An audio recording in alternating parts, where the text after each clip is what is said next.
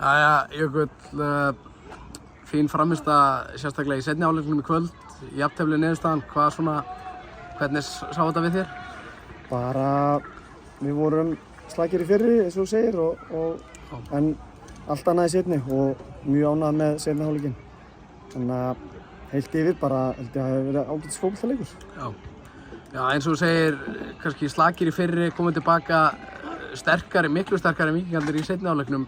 Var eitthvað sem þú sagðir sérstaklega í fyrri hálfleiknum?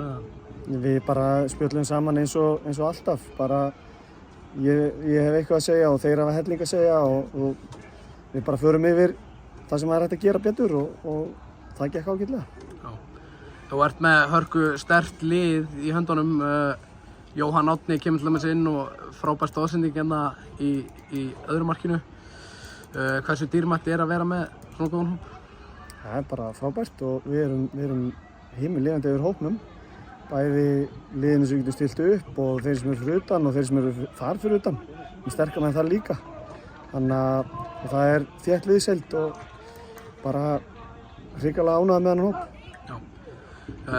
Já, Vestri í næsta leik, þeir eru búin að vera á góðu skriði. Hvernig horfir það við þér?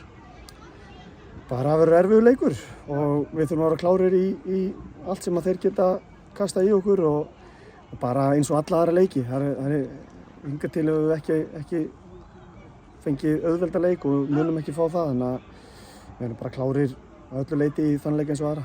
Takk fyrir.